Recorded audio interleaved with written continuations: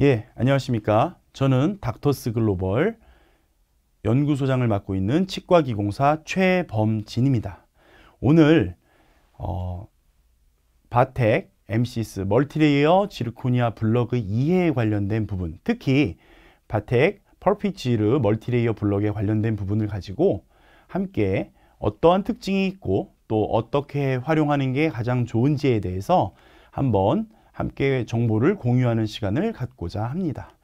우선 바텍 펄핏 지르코니아 멀티레이어 블럭은 크게 두 가지로 구성이 되어 있습니다.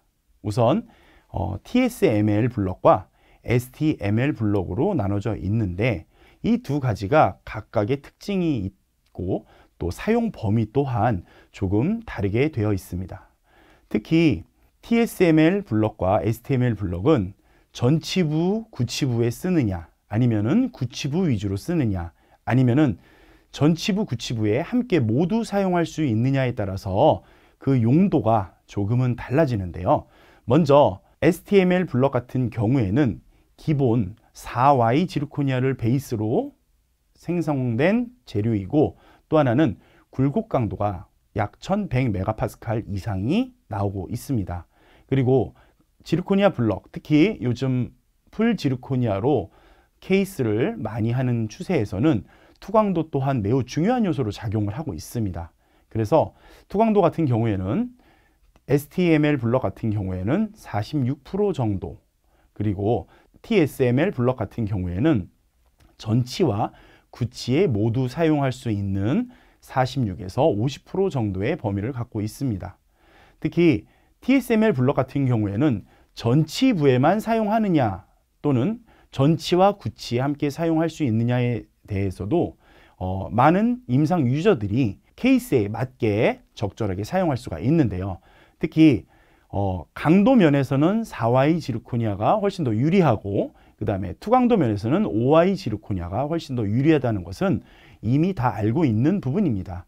따라서 굴곡 강도가 800메가파스칼에서 1100메가파스칼로 조금 다양하게 세분화되어 있고, 또 800메가파스칼 쪽은 인사이저이나 오클루절의 투광도를 높여서 보다 심미적이고 구강 내에서 조금 더 자연스러운 쉐이드 매칭을 유도하는데 매우 유리하게 작용할 수 있습니다. 또한 1100메가파스칼의 베이스를 갖고 있기 때문에 STML 블럭과 TSML 블럭 같은 경우에는 싱글짜리 케이스는 물론, 그 다음에 구강 내에서 롱스팬 브릿지 또는 전치부에서도 STML 블럭을 활용해서 스팬이 길거나 아니면 조인트가 더 길어야 되는 경우, 그리고 일정 이상의 강도를 요하는 케이스에서는 STML 블럭과 또 TSML 블럭에 있어서 선택의 폭이 훨씬 넓어진다고 볼 수가 있습니다. 그렇다면 왜 펄핏 지르코니아 멀티레이어 블럭을 사용하는 게 유리한지 조금 더 자세히 알아보도록 하겠습니다. 우선 STML 블럭, 그 다음에 TSML 블럭 같은 경우에는 기본적으로 전치부와 구치부 모두에 잘 사용할 수 있는 그러한 특징들을 갖고 있는데요. 첫 번째 특징 중에 하나가 바로 자연스러운 쉐이드 매칭이 유리하다는 것입니다. 즉 다시 말씀드리면 서비컬부터 인사이저까지 또는 서비컬부터 오클루절까지 전치부와 구치부에서 모두 기본적인 베이스 쉐이드를 바탕으로 또 에나멜층까지 자연스러운 그라데이션이 잡혀 있다는 것은 앞으로 지르코니아 블럭을 가지고 풀 지르코니아 보철물 케이스를 만들던, 아니면은 그 위에다가 별도의 레이어링 테크닉을 이용을 해서 보철물을 만들던지, 아니면은 단순히 스테이닝 테크닉만을 이용해서 보철물을 만드는 여러 가지 방법에 있어서 베이스부터 자연스럽게 잡힌 그라데이션은 매우 큰 유리한 점으로 작용할 수 있습니다. 또한 네스팅, 즉 캠 프로그램에서 보철물의 디자인된 상태를 블럭 안에다가 적절하게 배치를 해서, 특히 상하 배치를 통해서 필요하다면 약간의 틸팅도 할 수 있지만 이런 배치를 통해서 우리가 자연스러운 쉐이드를 얻어낼 수 있는 그런 보철물을 만드는데 유리하게 작용을 할 수가 있는 겁니다. 그렇다면 블럭 자체가 갖고 있는 즉 그라데이션이 어떻게 구성되어 있는지에 대해서도 한번 자세히 알아볼 필요가 있는데요. 일단 퍼피지르 멀티레이어 블럭 같은 경우에는 크게 5개의 레이어로 구성이 되어 있습니다. 이 5개의 레이어는 바디 쪽부터 인사이저까지 또는 바디 쪽부터 오클루저까지 해서 각각의 자연스러운 그라데이션을 하나의 덩어리로 만들어낼 수 있는 이러한 시스템을 갖고 있고, 그 사이사이에는 트랜지션 존이라고 해서 이행부가 있습니다. 이 이행부는 색상이 다른, 쉐이드가 다른, 크로마가 다른 5개의 층과 층 사이에서 자연스럽게 그라데이션을 만들어주고, 또한 이걸 보철물로 만들었을 때 레이어가 티가 나지 않고 층이 자연스럽게 연결될 수 있도록 도와주는 역할을 하고 있습니다. 이런 면에서 본다면 5개의 레이어와 4개의 트랜지션, 즉 이행층을 갖고 있기 때문에 우리가 보철물로 바로 가공을 해서 진행을 할 때 보다 유리한 결과를 얻어낼 수 있는 게 퍼피지르 멀티레이어 블럭이라고 볼 수가 있는 거죠. 그렇다면 조금 더 자세히 알아보면 퍼피지르 TSML 블럭 같은 경우에는 기본적인 굴곡 강도, 굽힘 강도라고 하는데 굴곡 강도가 800에서 1100메가파스칼로 구성이 되어 있습니다. 이 이야기는 바디 쪽, 즉 서비컬 쪽에서 기본적으로 요하는 보철물이 요하는 강도가 충분하다는 뜻이고, 또 인사이절, 전치부에 적용할 때는 인사이절에 해당되고 구치부에 적용할 때는 오클루절에 해당되겠죠. 이 인사이절과 오클루절에 해당되는 트랜스가 높은 영역, 즉 50% 정도의 투광도를 보여주는 이 영역에서는 800메가파스칼로 되어 있기 때문에 첫 번째, 에나멜층의 표현이 자연스럽고 또 비투과율이 바디 쪽보다는 높기 때문에 조금 더 구강 안에서 자연치와 유사한 관계를 통해서, 유사한 매칭을 통해서 좀 더 심미적인 보철물을 만들어내는데 유리하다고 볼 수가 있는 겁니다. 그렇다면 STML 블럭 같은 경우에는 어떠냐면 역시 5개의 레이어와 4개의 트랜지션으로 구성은 똑같이 되어 있습니다. 그런데 기본적으로 굴곡 강도는 1100메가파스칼 단일 구성으로 되어 있지만 서비컬부터 오클루절, 주로 구치부에 사용할 때는 그렇고요. 전치부에 사용할 때는 서비컬부터 인사이절이 되겠죠. 이렇게 서비컬부터 바디부터 인사이절이나 오클루절까지 사용하는 데 있어서 1100메가파스칼의 동일 강도로 되어 있으며 투광도 또한 46% 이상이 나오기 때문에 사실 STML 블럭을 가지고 구치에만 써야 된다라고 정해놓은 바는 없습니다. 전치부에서도 롱스팬 케이스나 아니면은 조인트가 두껍거나 아니면 치관이 길거나 또 일정 이상의 교합압이 가해지는 경우에는 STML 블럭을 이용해서 또 전치부도 심미적으로 표현하는데 유리하게 작용을 할 수가 있습니다.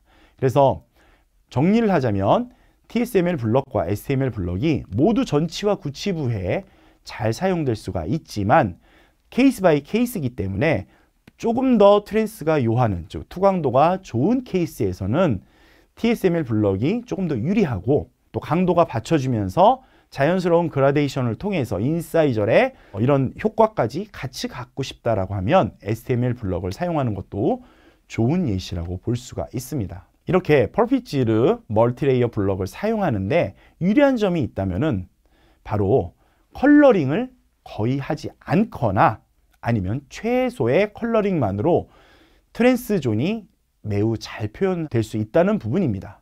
우리가 모놀리틱 또는 프리쉐이드 블럭이라고 불리는 이런 통쉐이드 블럭을 사용할 때는 바디 쪽부터 인사이절이나 바디 쪽부터 오클루절까지 우리가 그라데이션을 만들기 위해서 바디 컬러링이 2번, 3번, 또 심할 경우에는 4번 이상의 중첩을 통해서 그런 컬러링 적용 시간도 꽤 많은 이런 작업 과정 중에 포션을 차지하게 되는데, 멀티레이어 블럭을 사용하면서 가장 큰 장점이라면 바로 이 바디 컬러링에 소요되는 시간을 현격히 줄일 수 있다는 겁니다.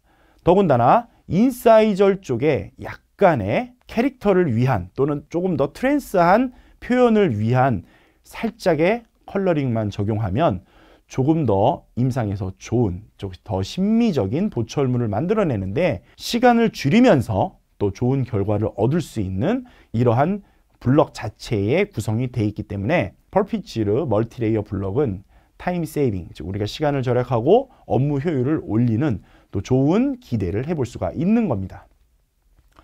또 하나의 장점이라면 바로 우리가 신터링 또는 가공에 있어서 안정성에 관련된 부분입니다. 일단 펄피지르 멀티레이어 지르코니아 블럭 같은 경우에는 CIP 공법이라고 해서 블럭을 생산하는데 균일한 압력을 모든 방향에서 받는 공법으로 제조가 되고 있습니다. 이렇기 때문에 특히 우리가 요즘 임플란트 케이스가 많아지고 그 임플란트 케이스 위에 올라가는 보철도 롱스팬부터 뭐 3피스 아니면 1피스로 하는 경우도 많은데 이런 경우에는 첫 번째 가공에서의 안정성이 매우 뛰어나고 두 번째 신터링 과정 후에 휘거나 뒤틀리는 현상이 거의 없다고 볼 수가 있습니다. 이렇게 블럭 자체의 생산부터 또 가공 그리고 또 신터링이라는 이런 상변이 과정까지를 거쳐가는 과정에 있어서 매우 안정적이기 때문에 우리가 같은 작업을 2번 또 3번 아니면은 모델에서 또는 구강 안에서 이런 피팅을 볼 때도 휨이나 뒤틀림 같은 현상이 없기 때문에 우리가 일의 순서와 또 일의 처리가 매우 효율적으로 또 안정적으로 진행될 수 있다는 게 펄피지르 멀티레이어 블럭의 장점 중에 하나라고 볼 수가 있습니다. 또 하나는 자연스러운 색상 표현과 좀 더 심미적인 에스테틱한 이런 표현이 가능하다는 부분인데요. 우선 기본적인 베이스 컬러링이 없이 인사이저 쪽에 트랜스를 위한 컬러링, 아주 소량의 컬러링을 통해서 인사이저 쪽이 표현됐다면 우리가 치아가 가지고 있는 또는 치아마다 가지고 있는 이런 캐릭터나 이펙트 표현을 위해서는 세라믹 전용 유니버셜 타입의 스테인을 이용해서 피니싱 작업을 할 수가 있습니다. 이 피니싱 작업 자체는 광택을 내는 과정도 있지만 우리가 멀티레이어 블럭에서 바디부터 인사이절 또는 바디부터 오클루절 또는 인사이절이나 오클루절에서 치아가 갖는 캐릭터들, 예를 들면 화이트 라인이라든지 아니면 화이트 스팟 아니면은 일종의 스테인이 침착된 이런 부분까지도 매우 자연스럽게 잘 표현할 수 있다는 게 펄피지르 멀티레이어 블럭의 큰 장점이라고 볼 수가 있습니다.